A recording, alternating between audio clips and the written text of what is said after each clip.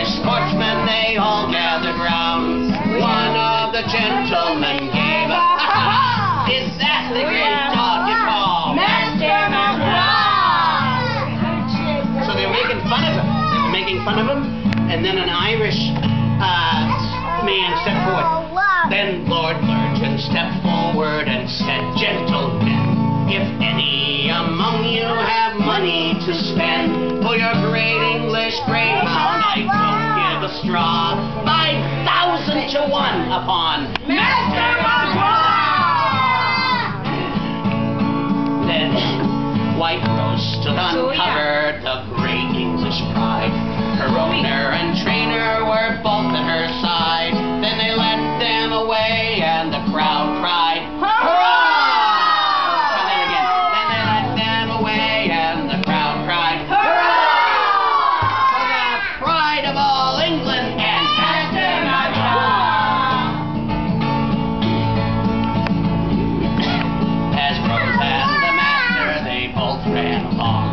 "I wonder," says Rose, "what took you from your home? You should have stayed there in your Irish domain and not come to gain laurels on Albion's plain." So she's making fun of him too.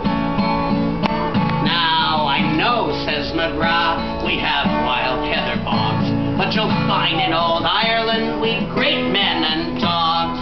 Lead on, bold Britannia, give none of your jaw.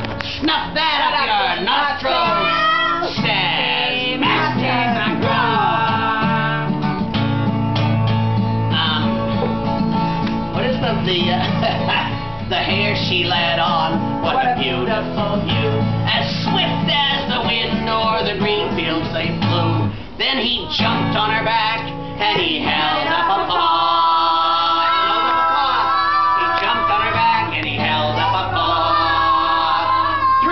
"Cheers for old Ireland," said Master McGraw.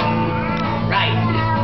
Now I've known many greyhounds that filled me with pride in the days that are gone, and it can't be denied.